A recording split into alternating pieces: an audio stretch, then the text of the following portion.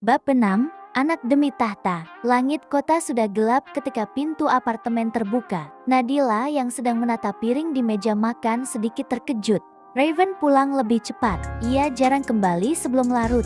Makanan sudah siap. Apa kau sudah makan? Tanya Nadila pelan, berusaha terdengar biasa. Raven melepas sepatunya tanpa menjawab. Tatapannya sekilas menyapu wajah istrinya. Mata itu sedikit sembab, bengkak halus di bawahnya. Ia tahu, ia melihat semuanya lewat CCTV. Tadi ibumu datang. Tanyanya tenang. Nadila mengangguk. Iya, tadi ibu datang sebentar. Hanya berkunjung? Ya, jawaban yang terlalu singkat. Raven berjalan beberapa langkah ke ruang tengah. Tatapannya jatuh pada meja, botol kecil itu masih di sana. Ia mengambilnya tanpa suara. Nadila menegang. Raven tidak bertanya lagi. Ia hanya mengeluarkan ponselnya dan memotret botol tersebut. Jari-jarinya bergerak cepat mencari informasi. Beberapa detik, lalu rahangnya mengeras. Vitamin penyubur rahim. Jelas, terang-terangan, senyum tipis, yang lebih mirip ejekan, terlukis di bibirnya. Tentu saja, para wanita selalu sama. Ia menoleh perlahan. Makan malam sudah siap, ucap Nadila lagi lebih pelan dari sebelumnya. Mencoba mengalihkan suasana, Raven tidak bergerak. Duduk, nada suaranya berubah, tegas, dalam, tak terbantahkan. Nadila perlahan duduk di kursi seberangnya. Raven meletakkan botol kecil itu di atas meja di antara mereka. Untuk apa ini? Nadila terkejut. Itu hanya vitamin. Tatapan Raven langsung menajam. Aku paling tidak suka kebohongan. Suaranya naik sedikit, tidak berteriak, tapi cukup membuat udara terasa berat. Nadila menggenggam ujung rok panjangnya. Itu, suaranya bergetar. Itu vitamin penyubur rahim. Hening. Raven menatapnya tanpa berkedip. Ibu memberikannya, lanjut Nadila. Air matanya mulai menggenang. Agar aku segera hamil. Suasana berubah drastis. Ekspresi Raven mengeras. Jadi bahkan seorang anak pun harus dilahirkan demi uang dan kekuasaan. Kata-katanya terdengar seperti tuduhan. Nadila menggeleng cepat. Bukan begitu. Lalu bagaimana? Potongnya tajam.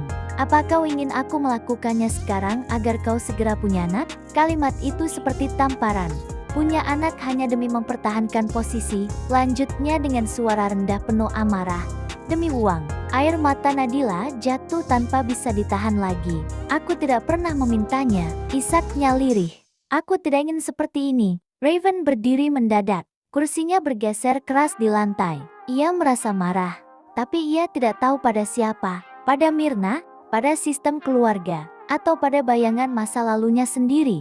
Ia pernah dikhianati. Wanita yang dulu ia percayai ternyata pura-pura mencintainya. Ia mendekatinya demi tahta Sebastian Group, dan lebih sakitnya lagi, wanita itu mendekatinya hanya untuk membantu kekasihnya mendapatkan rahasia perusahaan Sebastian Group. Ia tahu rasanya dimanfaatkan dan dikhianati. Sangat sakit hingga ia tak mau lagi percaya pada cinta. Dan sekarang, vitamin itu terasa seperti bukti bahwa sejarah terulang. Raven berbalik dan berjalan ke kamar utama. Ia perlu menjauh, sebelum kata-katanya semakin melukai, dan amarahnya semakin meledak nantinya. Di balik pintu kamar, ia langsung duduk memegang kepalanya yang terasa berdenyut. Setelah beberapa lama, ia menuju kamar mandi. Air dingin mengguyur tubuhnya. Ia memejamkan mata. Kenapa wajah Nadila yang menangis terus terbayang? Kenapa suaranya yang berkata, "Aku tidak ingin seperti ini" terdengar tulus? Sementara di ruang makan, Nadila masih terduduk. Tangisnya pelan tapi tak terhenti. Ia tidak ingin hamil demi uang.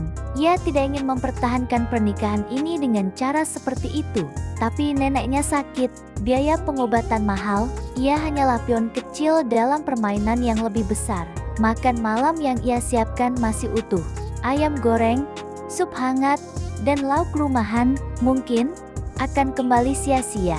Dengan langkah lelah, Nadila bangkit dan berjalan ke kamar tamu. Ia tidak ingin berada di kamar utama malam ini. Ia berbaring di sana, masih dengan air mata yang belum benar-benar kering. Tubuhnya terlalu lelah untuk terus menangis, dan akhirnya ia tertidur dalam diam. Beberapa waktu kemudian, Raven keluar dari kamar. Rambutnya masih sedikit basah. Ia berjalan menuju ruang makan, dan terhenti. Makanan itu masih tersaji rapi, tidak disentuh. Ia menghela napas panjang. Ia tahu Nadila pasti sudah lama menyiapkannya. Perlahan ia duduk, mengambil sendok, mencicipi sup itu. Hangat, pas, rasanya enak, pas di lidahnya. Ia terdiam, mengambil suapan kedua dan ketiga. Masakan itu jauh dari buruk, justru sangat enak. Sesuatu menekan dadanya, rasa bersalah yang jarang ia akui. Mungkin ia terlalu cepat menghakimi. Mungkin ia terlalu sibuk dengan traumanya sendiri. Ia pernah dikhianati demi tahta, tapi apakah itu berarti semua wanita sama? Tatapannya kosong menatap kursi kosong di seberangnya. Untuk pertama kalinya, Raven merasa ia mungkin telah melukai seseorang yang tidak pantas dilukai. Dan kini entah kenapa, pikiran bahwa Nadila menangis sendirian di kamar lain terasa lebih mengganggunya daripada ancaman bisnis manapun. Bersambung.